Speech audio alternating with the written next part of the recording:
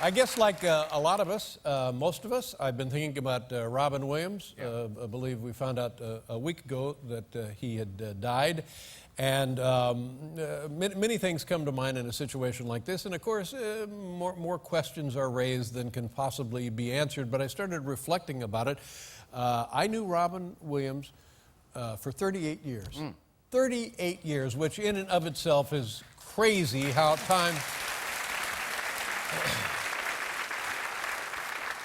And I met him at the Comedy Store. He and I were kids, along with myself and Jay Leno and Tom Dreesen and Tim Thomerson and Johnny Dark and Elaine Boosler and on and Jimmy Walker, and we were all out there at the Comedy Store, and we wanted to make people laugh. We wanted to get on the Tonight Show. We wanted something because we all felt that we were funny, and we would, in those days we were working for free drinks. Some were working for more free drinks than others. So what you would do is you would go on stage, and then you do your little skits, and then you would come off stage, and if there was a new guy coming on, you'd want to stick around and make fun of the new guy. Sure. Because we were all worried that, somebody else is coming in who's really funny, and then we'll have to go back, in my case, to Indiana. Yes. And I can remember the night my friend George Miller and I, who was a very funny comic and was on this show many times, we were at the Comedy Store, and they introduced Robin Williams. And for some reason, in the beginning, he was introduced as being from Scotland. They said he was Scottish. I see. So now we're stumped. We don't know. There's a Scottish guy really coming to the United States. So we're feeling pretty smug about our position right away because it's going to be haggis and that kind of crap. Yeah. So we're relaxed. We're ready to go. And all of a sudden he comes up on stage, and you know what it is. It's like nothing we had ever seen before, nothing we had ever imagined before. We go home at night and are writing our little jokes about stuff, and this guy comes in, and we're like, like morning dew. He comes in like a hurricane. Yeah. And now, the longer he's on stage, the worse we feel about ourselves. And because it's not stopping. Yeah. Doesn't stop. And then he finishes, and I thought, that's it. They're going to have to put an end to show business because what can happen after this? And then we got to see this night after night after night, and we didn't approach him because we were afraid of him. Honest to God, you thought, holy crap, there goes my chance at show business because of this guy from Scotland. And then, like shot out of a cannon, he goes and he's on the Happy Days show. Yeah. And then from the Happy Days show, he gets to be on Mork and Mindy. Now there's some structure to his life. He's not at the Comedy Store every night because he's got an actual job. So the rest of us can pretend that it never happened. but yet then he goes from Mork and Mindy, and then he starts making movie after movie after movie. He's nominated 4 times for an Academy Award, and it wasn't really until Paul and I started the NBC version of this show, which, by the way, is still running in Mexico. It is. Very popular.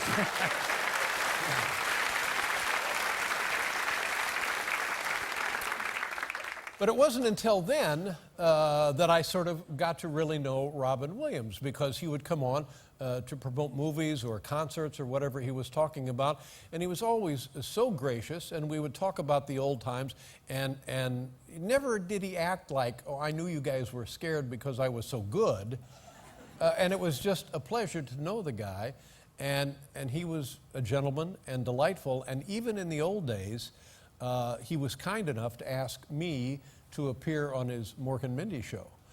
Now, this is a double-edged sword.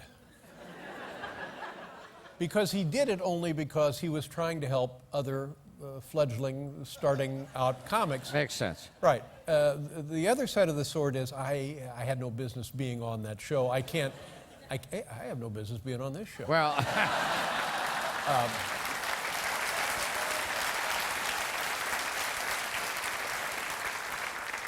But he was nice. He gave me a job, and so and in those days, jobs were hard to come by. And there I was, and I was on Mork and Mindy, and I can remember between the dress rehearsal and the actual taping of the show, the director of the program, Howard Storm,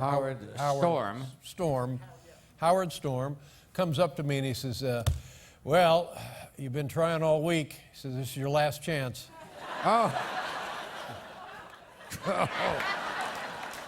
So even to the detriment of the show, Robin was kind enough to invite me to come on because he thought, why can't I spread this around and have some of my friends share in my success, which is exactly what he did. He then was on our show, this show, and the old show, a total of nearly 50 times. A total of 50 times? 50 times. 50 times.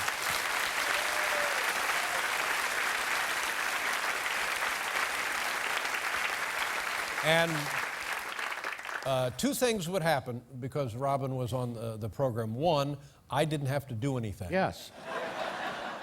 All I had to do was sit here and watch the machine. Yeah. And two, people would watch. If they knew Robin was on this show, the viewership would go up because they wanted to see Robin. Yeah. And believe me, that wasn't just true of television. I believe that was true of the kind of guy he was. People were drawn to him because of this electricity, this whatever it was that he radiated that propelled him and powered him. And then he came on, when I came back after my heart surgery, right. Robin was nice enough to come on that night, and it was very, very funny and very, very appropriate. And here's a picture that I will now cherish even more than I had previously. There are 4 people right there. Wow. Two of which wildly funny, insanely funny. 2 are not.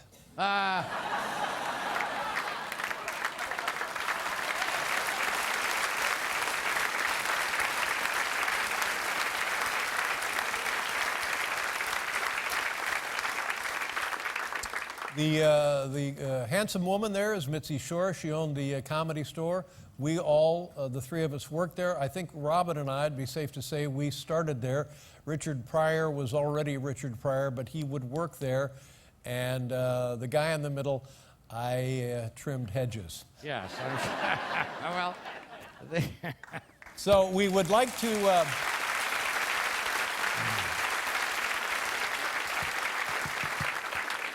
We put together a segment of Robin Williams' appearances, and moreover, more than anything, it will make you laugh, and really that's what we should take from this, is he could make you laugh under any circumstances. Here he is on our show. It's from the Gandhi on Ice collection.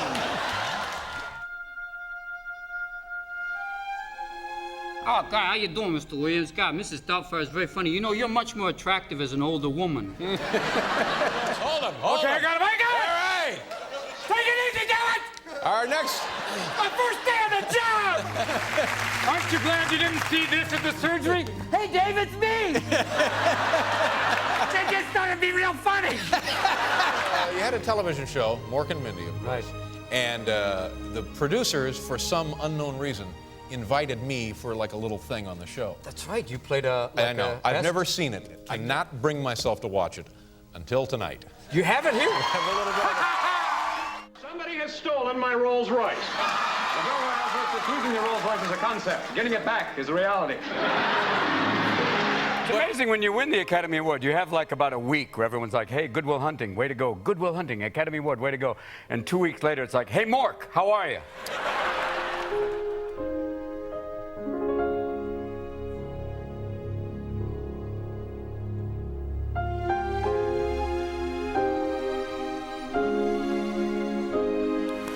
God bless you, my friend.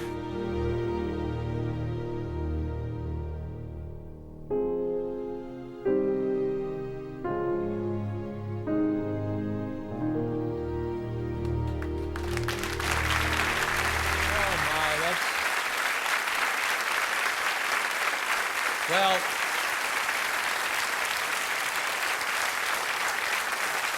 what I will add here is beyond being a very talented man and a good friend and a gentleman. I'm sorry, like everybody else, I had no idea that the man was in pain, that the man was suffering.